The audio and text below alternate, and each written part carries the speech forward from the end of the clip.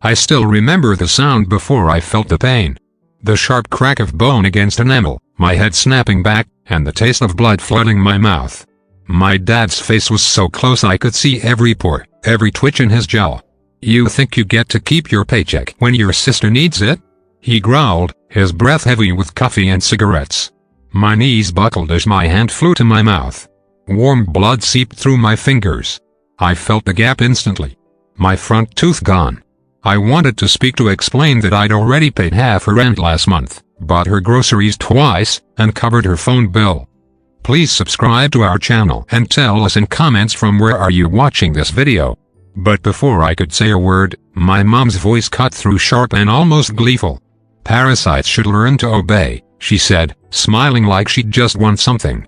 Her eyes scanned me up and down like I was filth on the carpet. My sister Melissa was lounging on the couch, phone in hand, barely glancing at me. "Don't get blood on the floor," she muttered. "It's gross." I tried to breathe through the pounding in my head, but all I could hear was my dad's voice echoing. "You'll transfer your entire salary by tonight or I'll make sure you can't work at all." Melissa smirked without looking up from her screen. "She has a point," she said to my mom. "You can't just let parasites walk around thinking they have rights." They laughed together like it was some private joke. My blood dripped onto the kitchen tile, tiny red splashes against the white. I stumbled toward the sink, reaching for a paper towel, but my mom yanked the roll away. "That's for the guests," she said flatly. I grabbed a rag from under the counter instead. It smelled like mildew and old grease. The metallic taste in my mouth made me want to gag. "You think I'm joking?" my dad said, stepping closer. His shadow covered mine, his voice low and dangerous. "I'll call your boss right now and tell him you've been stealing. See how fast you lose that job." I looked at him through tears, the pain in my mouth nothing compared to the humiliation clawing at my chest. Melissa laughed again, scrolling through her phone. "Make sure you tell him she's unstable, too. No one wants to hire a drama queen." I wiped my mouth and straightened my back, even though my whole body was trembling. I wanted to scream, to throw something, to make them feel even an ounce of what they'd just done to me. But I knew better. They fed on reactions. They wanted me to break, to beg. Instead, I looked right at my dad and said quietly, "You'll regret this." His eyes narrowed, the vein in his temple pulsing. "You're already regretting it," he said, tapping the side of his own tooth in mockery. My mom chuckled, shaking her head like I was a stubborn child refusing vegetables. "You've always thought you were smarter than us," she said. "But you're nothing without family.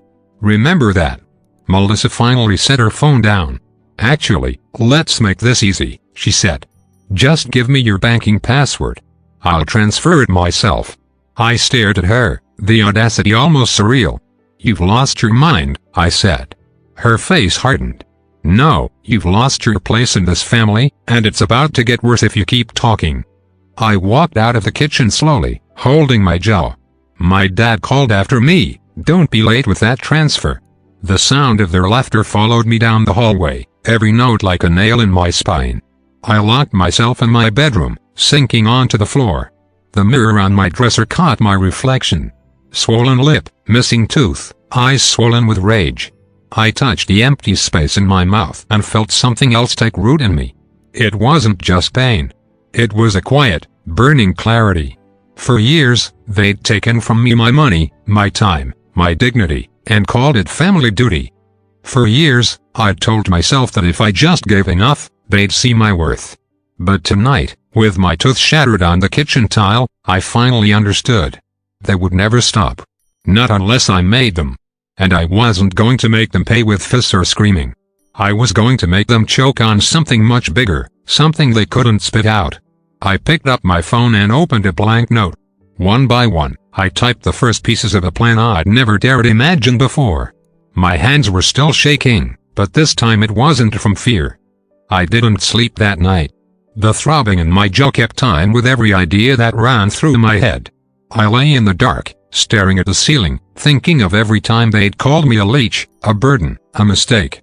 By morning, the pain in my mouth was just background noise compared to the sharp electric focus in my mind. When I walked into the kitchen, my dad was already sitting at the table, coffee mug in hand.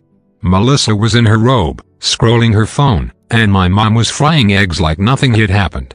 "Well," my dad said without looking up. "Transfer go through yet?" I didn't answer. I set my bag on the counter, pulled out my keys, and headed for the door. "You're not walking out without paying up," he barked. I turned just enough to meet his eyes. "You'll get what's coming," I said. He laughed like I'd just told the funniest joke. My mom smirked.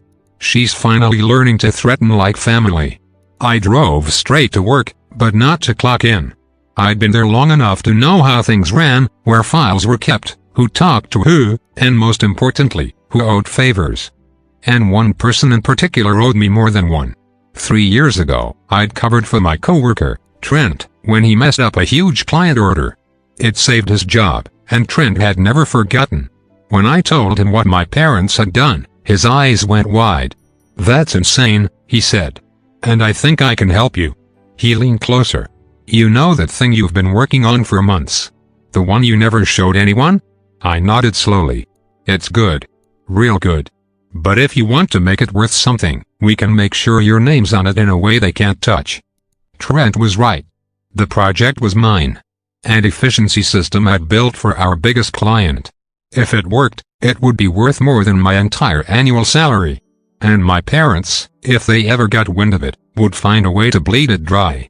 So instead of letting it be company property, I filed the intellectual rights myself that afternoon under my name, completely separate from work. That was step 1. Step 2 was personal. I started digging. Every time my parents bragged about their spotless image in town, I'd smile. I knew better. The unpaid debts they forgot to mention, the charity events they lied about donating to. The way Melissa used other people's credit cards and claimed it was loans.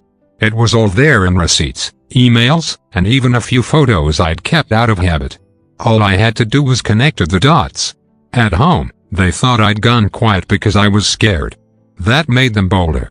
Melissa would wave her shopping bags in my face and say, "This is what your money's for." My mom would drop my empty bank balance in conversation like it was a joke. My dad would pat my shoulder and whisper, "Better get used to it, Parasite." I played along. I even transferred them a little money here and there, just enough to keep them confident I was still under their thumb. Meanwhile, I was building something they couldn't see. By the 3rd week, the plan was complete. It wasn't just about exposing them that was too easy. It was about taking away the one thing they valued more than my money, their control. I was going to make them watch as every door they thought they owned slammed shut. It started with Melissa. She had this upcoming exclusive fashion event, her golden ticket to a modeling contract she'd been chasing for years. She'd been bragging about it non-stop, telling everyone how she'd finally be the face people notice. I made one phone call, not to ruin the event. No, I wanted her to go, but I wanted her to arrive and see what I'd arranged. Then came my parents. They were hosting a dinner for the local business association, a night they'd been hyping as proof they were pillars of the community. It was the perfect stage. Not for them, for me. Because by the time that night came, their own words, their own cruelty, and every dirty little thing they'd hidden would be sitting quietly in the hands of the people they most wanted to impress. When I looked at myself in the mirror that morning, I saw the same missing tooth. But my eyes didn't belong to the girl who took their blows anymore. They belonged to someone who had stopped obeying.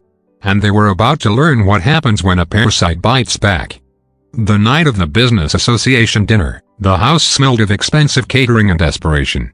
My mom was in pearls, my dad in a suit he couldn't really afford, and Melissa was floating around in her designer dress like she was royalty. They didn't even look at me when I came down the stairs. "You're not invited," my mom said without turning her head. I smiled. I wouldn't miss it for the world. My dad's jaw tightened, but he didn't push it. They thought I'd come to gravel or play nice in front of their friends. That was the beauty of it. By the time guests started arriving, the dining room sparkled silverware polished, glasses lined like crystal soldiers.